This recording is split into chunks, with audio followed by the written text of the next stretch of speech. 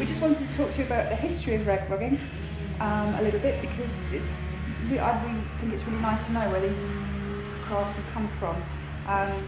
We've been rag rugging, humans have been rag rugging for many centuries, and we've found examples of rag rugs from Viking times, because people were using what was available, and the word rag is just about kind of what you're working with, which is why we really like this, because it's a really sustainable craft that anybody can do for very little money.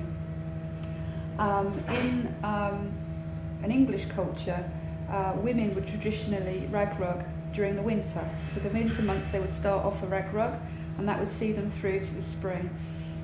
Because the days are dark, it's cold outside, and this would keep them occupied and engaged.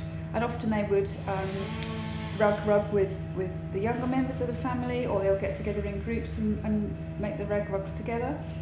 And what would happen was they would make a new rag rug which would go in the front room where all the guests would see it, and it was the best room in the house. And the rag rug that they made the previous year would then go into the parlour, and that rag rug would then go into the kitchen. The parlour rag rug will go into the kitchen, and the kitchen rag rug will go into the pantry, and the pantry rag rug will go into the garden outside in the garden. And every year they would add another rag rug, and the rag rugs would kind of recycle like that. So the one right out of the back door would be threadbare, whereas the posh new one in the front room. And traditionally rag rugs aren't backed.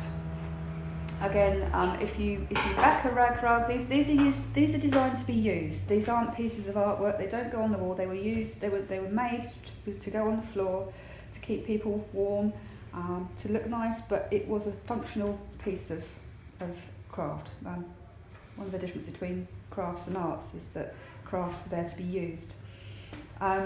So you didn't want dirt to collect in them, so what they would do was not back them. You would then hang them on the line outside in the garden or the backyard, and you would beat them so that all of the dirt would fall out, and then you'd have to be able to lay it down back into the house fresh.